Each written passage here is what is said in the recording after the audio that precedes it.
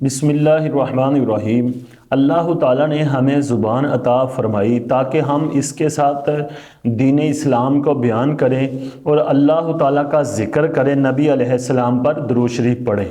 لیکن آج کل اس زبان کے ساتھ ہم جھوٹ بہت بولتے ہیں، اور جھوٹ کا انجام کیا ہوتا ہے کہ ہمارا معاشرہ بگڑتا جا رہا ہے، سدھرتا اسی لیے نہیں کہ کوئی سچ بولتا ہی نہیں۔ اور کیا ہوتا ہے کہ حفیظ جلندری فرماتے ہیں، یہاں مکر و ریا کا نام عقل مندی رکھا ہے۔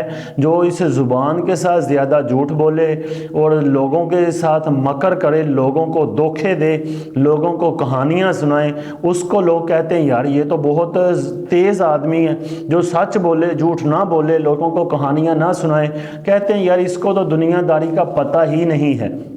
ان لوگوں کے لیے ہے، ترمذی شریف کے اندر حدیث ہے، نبی کریم صلی اللہ علیہ وسلم نے فرمایا کہ جب بندہ جھوٹ بولتا ہے تو اس جھوٹ کی بدبو کی وجہ سے فرشتے 1 میل دور انسان سے چلے جاتے ہیں۔ اللہ تعالیٰ نے انسان کی حفاظت کے لیے فرشتے مقرر کیے۔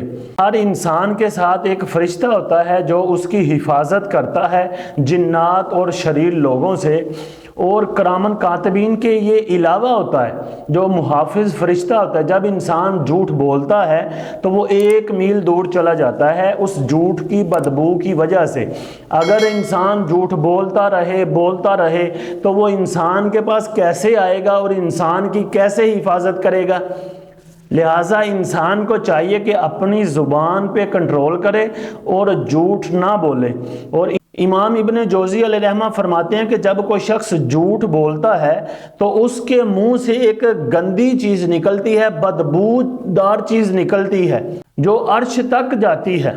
یعنی جو جھوٹ کی بدبو ہوتی ہے وہ عرش تک پہنچتی ہے، اور جو عرش کو اٹھانے والے فرشتے ہوتے ہیں وہ اس جھوٹ بولنے والوں پر لعنت کرتے ہیں۔ جو شخص جھوٹ بولتا ہے وہ فرشتے جو عرش کو اٹھائے ہوئے ہیں وہ لعنت بھیجتے ہیں۔ ان فرشتوں کے ساتھ 80,000 اور فرشتے اس شخص پر لعنت بھیجتے ہیں، اور اس کے علاوہ 80 خطائیں اس کے نامہ اعمال میں لکھی جاتی ہیں۔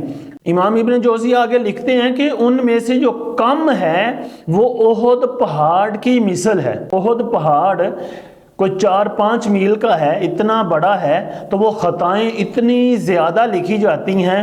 لہٰذا انسان کو چاہیے کہ اپنے الفاظ پہ، اپنے کلام پر، اپنی گفتگو میں غور کرے کہ کہیں جھوٹ تو نہیں بول رہا۔ آج ہم پر اللہ کی رحمت اور فرشتوں کی رحمت اسی وجہ سے نہیں ہوتی کہ ہم جھوٹ بولتے ہیں اور وہ فرشتے دور چلے جاتے ہیں۔ وہ رحمت کیسے لائیں گے اور ہماری حفاظت شیطان سے کیسے کریں گے؟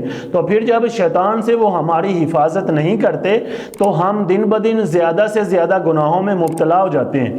اللہ تعالی ہمیں عمل کرنے کی توفیق عطا فرمائے۔